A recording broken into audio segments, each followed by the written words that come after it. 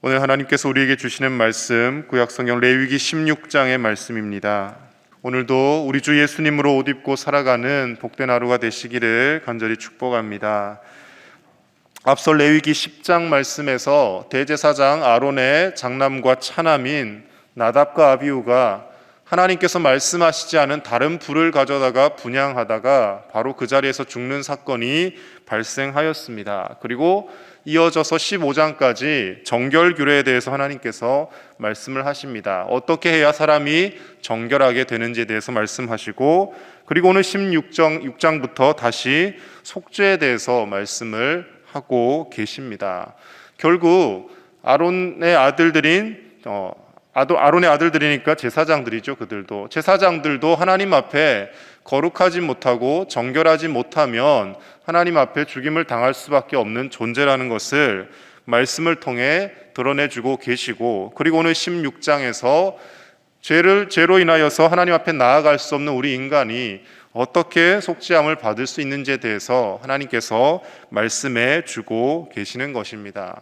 하나님 앞에 특히 성소의 성막의 부분 중에서 지성소에는 오늘 말씀에서와 같이 대제사장인 아론밖에 나아가지 못했습니다. 그것도 1년에 한 번 오늘 말씀하신 이 속죄일에, 대속죄일이라고 할 때만 나아가는데, 그렇게 나아가는 과정 속에서도 엄격한 규례를 다 지켜야지만이 나아갈 수 있고, 아무리 대제사장이라 할지라도 하나님이 말씀하신 대로 행하지 않으면 죽임을 당할 수밖에 없다라는 것을 말씀을 통해 우리는 볼 수가 있습니다.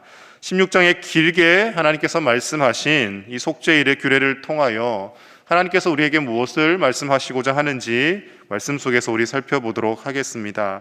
먼저 첫 번째로는 하나님의 심판은 누구에게나 동일하게 임함을 말씀해 주고 있습니다. 우리 1절 말씀을 다시 한번 같이 보겠습니다. 1절입니다. 시작. 아론의 두 아들이 여호와 앞에 나아가다가 죽은 후에 여호와께서 모세에게 말씀하시니라. 아멘. 하나님께서 다시 한번 아론의 두 아들 나답과 아비후의 죽음에 대해서 상기를 시킵니다. 아무리 대제사장 가문이라 할지라도, 제사장의 직분을 맡은 자라 할지라도 하나님이 말씀하신 대로 하지 않으면 죽을 수밖에 없다라는 것을 다시 이야기를 하고 계시는 것이죠. 하나님의 관점과 세상의 관점은 명백히 다릅니다. 여러분, 세상은 어떻습니까? 권력이 있는 사람, 힘이 있는 사람, 뭔가 능력이 있는 사람은 좀 더 그에게 많은 혜택을 주지 않습니까? 법이 공평하게 적용되어야 함에도 불구하고 실상을 살펴보면 이 세상에서 법이 그렇게 공평하게 똑같이 적용되지 않습니다. 힘없는 가난한 사람들은 법을 있는 그대로 적용하거나 아니면 거기에 가중해서 처벌을 받기도 하지만, 힘이 있고 권력이 있고 그 법을 제정하고 만드는 사람들은 어떻게 해서든지 그 법을 이용해서 자신들의 유익을 추구하고 빠져나갈 다른 법까지 다 만들어 놓고, 법을 아는 사람이 법을 악용해서 더 많은 죄를 짓는 세상을 우리는 살고 있지 않습니까? 그런데 하나님은 그렇지 않다라는 겁니다. 대제사장이든 제사장이든 일반 백성이든 하나님 말씀을 어긴 자는 똑같이 심판을 받는다라는 것을 오늘 1절 첫머리부터 말씀해 주고 계시다라는 겁니다. 아무리 선택받고 구별받은 제사장 가문이라 할지라도 하나님 명령하신 것을 어겼을 때는 가차없이 심판을 받게 되고요. 그리고 오히려 하나님은 힘 있는 지도자들과 권력자들에게 더 엄격한 심판의 잣대를 가지고 그들을 대하고 계시다라는 것을 우리는 알 수가 있습니다. 왜냐하면 지도자로 부름받았다라는 것은 모든 백성을 하나님께로 이끌어야 될 책임이 있는 사람들인데, 그들이 먼저 하나님의 말씀을 지키지 않고 자기 마음대로 행한다라는 것을 하나님께서는 두고 보시지 않는다라는 겁니다. 그래서 구약의 뒤에 예언서의 말씀을 보시면 끊임없이 선지자들을 통하여서 하나님이 경고하시는데, 일반 평민들, 백성들에게 경고하시는 내용은 그리 많지 않습니다. 지도자들로부터 백성들까지 다 동반 타락을 하였지만 백성들을 향하여 경고의 메시지를 주시기보다 전부 하나같이 왕과 지도자와 고위 관료들과 그리고 종교 지도자들에 대해서 하나님께서 예레미야라든지 이사야라든지 에스겔이라든지 이런 선지자들을 보내서 심판의 메시지를 선포하는 것을 볼 수 있습니다. 하나님은 하나님 앞에서 큰 책임을 가진 지도자들이나 또는 힘이 있는 권력자들을 오히려 더 엄격한 잣대로 심판하시는 것을 볼 수가 있다라는 것입니다. 2절 말씀에 계속 이어져서 이렇게 하나님께서 말씀을 합니다. 2절 같이 보겠습니다. 시작. 여호와께서 모세에게 이르시되 내 형 아론에게 이르라. 성소에 휘장한 법궤 위 속죄소 앞에 아무 때나 들어오지 말라. 그리하여 죽지 않도록 하라. 이는 내가 구름 가운데에서 속죄소 위에 나타남이니라. 아멘. 대제사장인 아론조차도 하나님의 지성소 안에는 아무 때나 들어올 수 없고 하나님이 말씀하신 1년에 한 번 대속죄일에만 들어올 수 있다라는 겁니다. 이렇게 하나님의 말씀을 지켜야 되는 이유는 다른 데 있는 것이 아니라 죽지 않기 위해서입니다. 살기 위해서, 생명을 위해서 말씀을 지킨다라는 것입니다. 오늘날 우리가 하나님의 말씀을 다 손에 가지고 있습니다. 성경이 이제 널리 보급되어서 성경을 가지지 못한 사람이 없고요. 꼭 책으로만 아니라 스마트폰이라든지 여러 가지 매체를 통해서 성경을 쉽게 접할 수 있습니다. 그러다 보니까 우리가 이 하나님의 말씀을 예전보다 오히려 더 소중하게 생각하지 않는 경향들이 있습니다. 종이가 귀한 시절, 이 말씀을 손에 넣기가 어려운 시절에는 이 말씀 하나 손에 가지기 위해서 목숨을 걸고 투쟁을 했던 시절들이 있습니다. 카톨릭 시절에 수많은 사람들이 성경을 갖고 싶었지만 이것을 가지지 못했습니다. 라틴어로 설교를 하니까 무슨 말인지 알아듣지도 못합니다. 종교개혁자들에 의해서 루터가 성경을 독일어로 번역하기 시작합니다. 그리고 각국의 언어들로 성경이 번역되고 그것이 믿음의 사람들에게 주어집니다. 그 성경을 처음 손에 들었을 때는 너무나 귀하고 값진 생명의 하나님의 말씀으로 받았는데 어느 순간에서부턴가 이제 이 하나님의 말씀은 우리를 속박하고 구속하고 힘들게 하는, 우리를 오히려 더 못살게 구는 말씀으로 전락하고 있는 것을 우리가 볼 수가 있습니다. 하나님의 말씀은 다른 의미가 있는 것이 아닙니다. 생명에 있습니다. 이 말씀을 지키며 살아갈 때, 이 말씀대로 행하며 살아갈 때 우리가 죽지 않고 살 수 있는 생명의 말씀이 되어진다라는 것입니다. 구약시대 때는 그것을 더 엄격하게 적용해서 말씀을 지키는 자는 살 것이고 지키지 않는 자는 죽는 것이다라는 것을 극명하게 특별히 이 레위기의 말씀을 통하여 보여주고 있습니다. 오늘날 우리는 예수님으로 인하여서 은혜의 시대에 살고 있습니다. 그래서 하나님 말씀을 범했다고 해서 하나님이 즉각적으로 심판을 하시거나 우리의 생명을 취해 가시지는 않습니다. 그렇게 우리가 하나님의 말씀을 등한시하고 때로는 이 말씀을 너무나 가볍게 여길 때가 있습니다. 하지만 분명한 것은 하나님께서 결산하시고 심판하실 때가 분명히 있다라는 것입니다.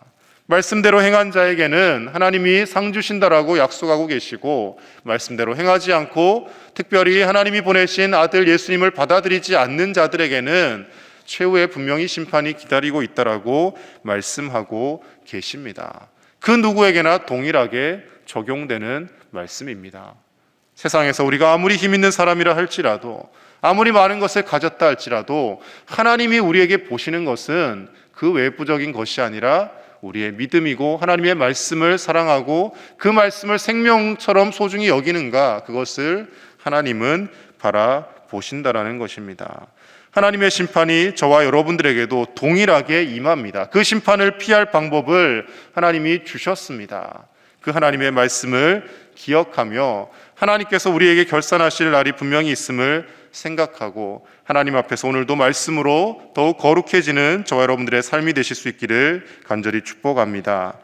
두 번째로 오늘 말씀을 통해 하나님은 우리가 예수 그리스도로 온전히 옷 입기를 원하고 계십니다. 3절에서 5절 말씀 같이 보겠습니다. 시작. 아론이 성소에 들어오려면 수송아지를 속죄 제물로 삼고 순양을 번제물로 삼고 거룩한 세마포 속옷을 입으며 세마포 속바지를 몸에 입고 세마포 띠를 띠며 세마포 관을 쓸지니 이것들은 거룩한 옷이라.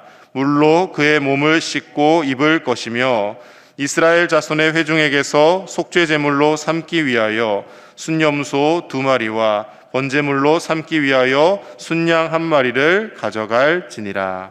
아멘. 하나님 앞에 우리의 죄를 씻기 위한 속죄의 방법이 상당히 까다롭고 복잡합니다. 아론이 성소에 들어가기 위해서 먼저 수송아지를 속죄 제물로 잡아야 되고요. 그리고 순양을 다시 번제물로 드려야 됩니다. 그리고 아무 옷이나 입고 들어갈 수 없습니다. 세마포 속옷을 입고 세마포 속바지를 입고 그리고 세마포 띠를 띠고 세마포 관을 쓰고 이렇게 세마포로 온몸을 둘러야 됩니다. 하나님 앞에 거룩함을 나타내는 표시인 것이죠. 그리고 몸을 구석구석 깨끗하게 씻어야 하고 앞서 자신을 위해서 수송아지를 속죄제물로 드리고 순양을 번제물로 드렸지만 또 이스라엘 자손을 위해서 순염소 2마리와 또 순양 1마리를 또 제물로 취해야 됐습니다. 복잡한 규례를 따라서 자신을 위해 백성을 위해 그리고 아무 옷이나 입지 못하고 거룩하고 깨끗한 세마포옷을 입고 하나님 앞에 나갈 수밖에 없었다라는 것이죠. 이것이 속죄의 규례를 지키는 방법이었습니다. 1년에 한 번이었다고는 하지만 이 방법을, 이 절차를 행하며 그들이 얼마나 번거롭고 또 그것을 얼마나 두렵고 떨리는 마음으로 행했겠습니까? 그런데 우리는 오늘날 하나님 앞에 이제 매일 나올 수 있는 은혜를 입었습니다. 그리고 하나님 앞에 매일 마음만 먹으면 얼마든지 예배할 수 있는 것이 우리의 삶입니다.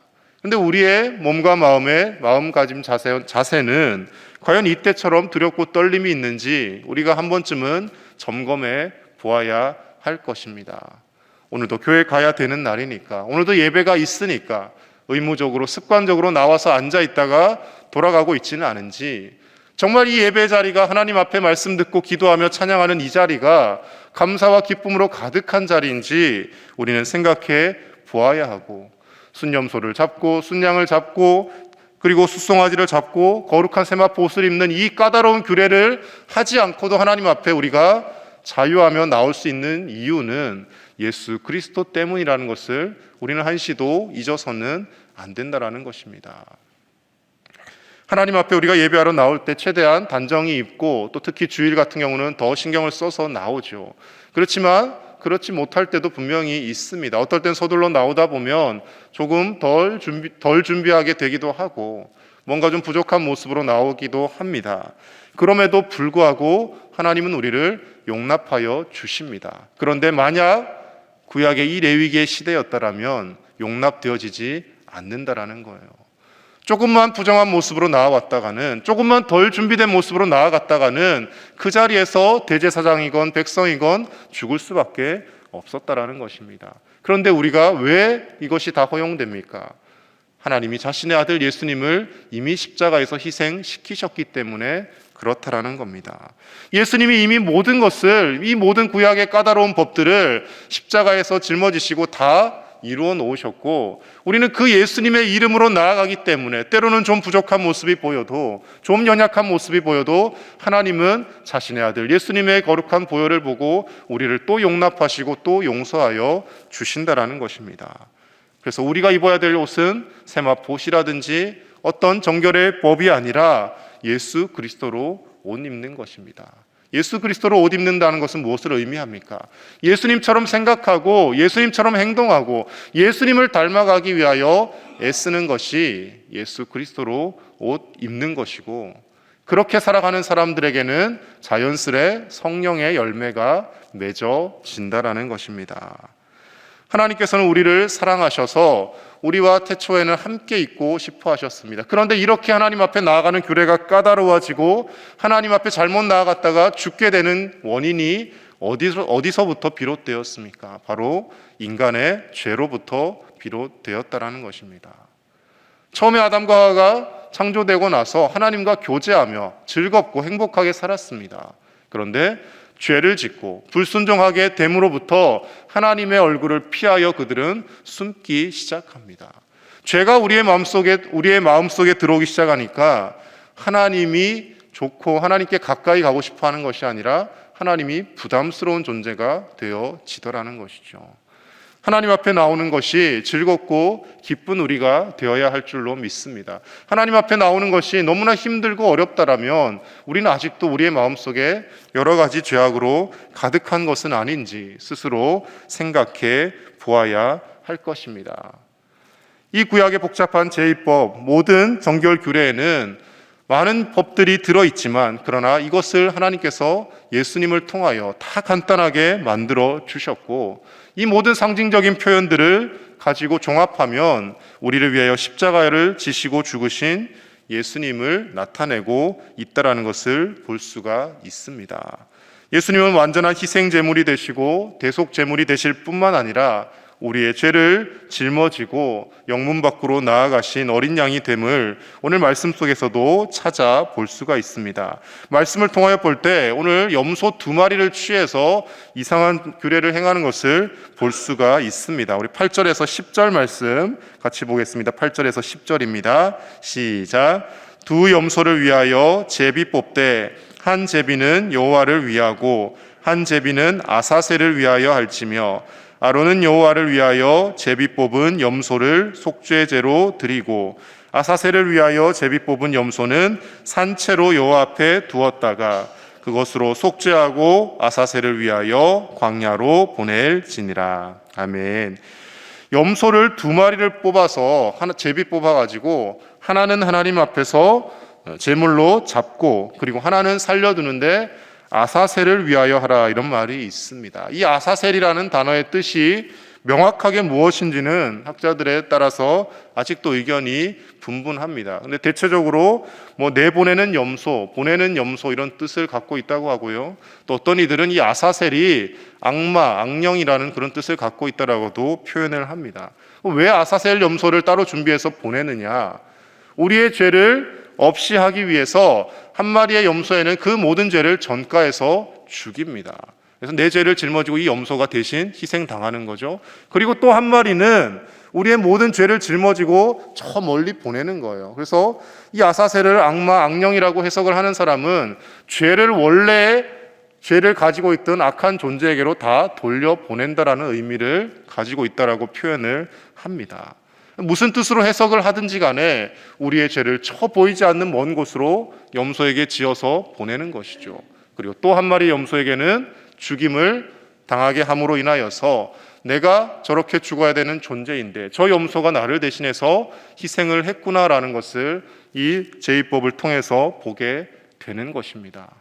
근데 이제 이 2마리의 염소가 필요가 없습니다. 이건 역시 우리 주 예수님께서 스스로 친히 다 이루셨다라는 겁니다. 십자가에서 내 죄를 대신해서 피 흘려 죽어주셨고, 예수님이 우리 인류의 모든 죄를 짊어지시고 홀로 영문밭 갈보리 십자가의 길로 걸어가셨다라는 것을 우리는 신약의 성경을 통하여 알 수 있게 되는 것입니다. 11절에서 34절까지 말씀은 앞서 말씀드린 속죄일의 그 규례에 대해서 구체적으로 다시 한 번 더 반복을 하고 있는 것을 볼 수가 있습니다. 결국 하나님께서 말씀하시는 것은 이 모든 규례를 통하여 대제사장이든 일반 백성이든 하나같이 다 거룩하게 되고 거룩하고 정결한 옷을 입고 하나님 앞에 하나님의 백성으로 살아가라고 말씀해 주고 계시는 것입니다. 사랑하는 우리 제1의 가족 여러분, 우리는 하나님의 사랑받는 자녀이고 하나님께서는 오늘도 우리의 연약함을 보시며 참아주시고 우리를 생명의 길로 인도하기를 원하고 계십니다. 그 하나님 앞에 우리가 그 큰 은혜를 입은 존재로서 거룩한 옷을 입고 예수 그리스도로 온전히 옷 입고 내 욕망과 나의 탐욕을 위하여 살아가는 인생이 아니라 하나님의 뜻을 위하여, 하나님의 영광을 위하여 우리가 하나님의 기쁨으로 사용되는 복된 하루가 될 수 있기를 간절히 축복합니다. 그것이 우리 삶의 목적이 되어야 하고요. 그렇게 살아갈 때 어떠한 상황에서도 우리가 실망하지 않고 살 수 있다라는 겁니다. 내 뜻을 이루기 위하여, 내 목표를 이루기 위하여 살면 하나님이 그것 이루어 주시지 않으면 원망할 수밖에 없습니다. 자녀를 위해 평생 기도했는데 내가 기도한 대로 하나님 들어주시지 않으면 얼마나 원망이 되겠습니까? 하나님 왜 내 기도를 안 들으십니까? 사업을 위하여 기도했는데 그 사업이 성공하지 않으면 얼마나 하나님이 원망이 되겠습니까? 근데 우리의 인생의 목적은 그것이 아니라는 겁니다. 사업이 되었든 자녀들을 위한 기도가 되었든 저 같은 목회자는 목회가 되었든 그것이 성공하냐 실패하냐 그것이 중요한 것이 아니라 그 모든 과정을 통하여 하나님 앞에 기도하며 하나님의 뜻을 이루어가는 우리의 삶이 되어야 한다는 것입니다. 하나님은 그렇게 우리가 살아갈 때 우리의 인생을 세상 사람들이 바라보는 성공의 길로 이끌 수도 있고, 세상적 기준에서는 성공하지 못했다라고 생각되어지는 인생이 되어질 수도 있습니다. 그러나 그 모든 한 사람 한 사람의 그 모든 기도하며 하나님의 뜻을 이루고자 하는 그 모습들을 하나님은 귀하게 보신다라는 겁니다. 목회자의 경우에도 마찬가지입니다. 수만 명을 목회하시는 큰 교회 목사님도 계시고, 시골의 작은 개척교회 10명 되지 않는 성도님들을 보고 평생을 목회하는 분도 계십니다. 우리가 인간적인 시각으로 바라보면 저 큰 교회는 목회 성공하셨네, 하나님이 축복하셨네라고 쉽게 이야기하지만, 제가 생각하기에 하나님의 관점은 좀 다를 것 같습니다. 여러분 생각해 보십시오. 한 번에 설교할 때 10,000명씩 앉아서 아멘 아멘 소리가 나오는 데서 설교하는 게 쉽겠습니까? 10명 되지 않는 성도들을 두고 평생 설교하는 것이 쉽겠습니까? 오히려 그렇게 시골에서 정말 넉넉한 형편을 누리지도 못하고 평생 목회하는 분들을 하나님께서는 더 기뻐하실지도 모를 일입니다. 어떠한 모습이든 상관없이 우리가 거룩하고 정결하게 살기만 한다면 하나님은 우리의 인생을 성공한 인생으로 분명히 인정해 주실 줄로 믿습니다. 오늘 하루에 우리의 삶이 상황과 조건에 상관없이 하나님의 뜻을 이루어가고 거룩하고 정결한 예수 그리스도로 옷 입는 삶이 되기 위하여 이 새벽에도 기도하고, 우리의 자녀들이, 우리 교회가, 우리 주변의 많은 사람들이 그 예수님으로 옷 입는 사람들이 되어지도록 함께 기도하며 중보하며 나아가는 저와 여러분들의 복된 삶이 되실 수 있기를 간절히 축복합니다. 말씀을 기억하며 우리 함께 기도하겠습니다. 우리를 위해 친히 속죄의 제물이 되어주신 그 예수님의 사랑과 희생을 늘 기억하며 그 은혜에 감사하고, 오늘도 거룩하고 정결한 우리의 삶이 되게 해달라고 하나님 앞에 함께 기도하겠습니다. 다음 주에 있을 우리 고난주간 전교인 기도회 가운데 하나님께서 은혜를 주시고 또 말씀 전하시는 담임 목사님께 성령의 충만함과 강건함을 더하여 주셔서 귀한 기도회가 은혜가 넘치며 하나님의 사랑과 하나님의 공의를 다시 한번 체험하는 시간 되게 해달라고 기도해 주시고요. 그리고 환우들을 위해서 하나님께서 함께 하셔서 속히 일으켜 주시고 함께 예배할 수 있도록 기도해 주시고, 우크라이나 땅에 그 모든 눈물이 사라지고 평화가 찾아올 수 있도록 이 시간 함께 기도하겠습니다. 하나님 아버지, 오늘도 우리를 이 새벽 하나님 앞에 불러주시니 감사를 드립니다. 하나님, 예수 그리스도께서 우리를 위하여 십자가를 지시지 않았으면, 하나님의 은혜가 아니었으면 우리가 감히 아버지 앞에 나올 수 없는 존재임을 고백합니다. 하나님 아버지, 아들을 희생시키며 우리를 살리신 그 하나님의 크신 사랑을 늘 기억하게 하시고 예수님으로 옷 입고 거룩하고 정결한 우리의 삶이 되게 하여 주시옵소서. 하나님 아버지, 이 사랑과 은혜가 얼마나 큰지 우리가 늘 되새기게 하여 주시고, 세상적인 관점과 시각으로 우리 인생을 판단하며 재단하지 않게 하시고, 하나님 아버지, 쉽게 저 사람은 성공한 인생이고 저 사람은 실패한 인생이라 평가하는 것이 아니라 하나님 앞에 평가받을 날을 바라보며 아버지 묵묵하게 거룩하고 정결한 삶을 살아가게 하여 주시옵소서. 다음 주에 고난주간 전교인 기도회가 있습니다. 하나님, 사모하는 마음으로 이 기도에 참여하게 하시고 말씀을 전하시는 담임 목사님 강건하게 붙들어 주시며 평안함을 주시고 성령으로 충만케 하여 주셔서 하나님께서 우리에게 주시고자 하는 귀한 말씀들이 목사님을 통하여 또 전달될 수 있도록 하나님 함께하여 주시옵소서. 아버지 하나님, 우리 환우들을 기억하여 주셔서 하나님 모든 환부에 주님께서 손을 주시고 만져주셔서 회복되며 치유되게 하시고 속히 일어나 주님 앞에 나올 수 있도록 역사하여 주시옵소서. 우크라이나의 전쟁이 멈추고 평화가 찾아오게 하시며 하나님께서 역사하시고 다스려 주셔서 모든 악한 세력들이 물러가고 그 땅 가운데 평화가 임하게 하여 주시옵소서. 하나님, 친히 우리를 다스려 주시옵소서. 하나님 아버지, 예수님의 그 크신 사랑과 희생으로 말미암아 오늘도 우리가 하나님 앞에 나아왔습니다. 주님의 그 크신 사랑을 한시도 잊지 않고 살게 하여 주시고, 세상에서 아무리 어려움이 있다 할지라도 나를 살리기 위하여 아들을 희생시키신 하나님 아버지의 큰 사랑이 훨씬 더 크게 우리에게 작용하고 있음을 기억하며 어떠한 상황에서도 힘과 용기를 잃지 않고 거룩하고 정결하게 살아가는 우리가 되게 하여 주시옵소서. 오늘 하루의 삶도 우리의 욕망을 이루려는 삶이 아니라 하나님의 뜻을 이루고 생명 되신 하나님의 말씀을 지켜나가며 하나님의 영광을 위하여 살아가는 우리가 되도록 인도하여 주옵소서. 주옵소서. 다음 주간 고난주간 정교인 기도회가 있습니다. 하나님께서 함께 하시고 예비하신 은혜를 부어주시며 말씀을 전하실 목사님께 강건함을 더하시고 모든 성도님들에게 하나님 이 기도에 참여하며 하나님 앞에 더욱더 간절히 기도하며 하나님의 뜻을 구하는 은혜의 시간이 될 수 있도록 주님 역사하여 주시옵소서. 사랑하는 환우들을 일으켜 주시고 오늘도 아버지 병석에서 고통하며 신음하며 기도할 때 하나님 그 기도를 들어주셔서 어떠한 질병이라 할지라도 하나님께서 고치시고 만지시는 놀라운 역사가 있게 하여 주옵소서. 우크라이나 땅에 평화를 주시고 모든 인간의 악한 생각들이 무너지게 하시며 하나님이 역사하시고 다스리시는 온 세계 열방이 되어지게 하여 주시옵소서. 오늘 이 하루도 주님의 말씀으로 거룩하여지며 하나님의 기쁨이 되는 우리의 삶이 되게 하실 줄 믿사오며 우리 주 예수님의 이름으로 기도드립니다. 아멘.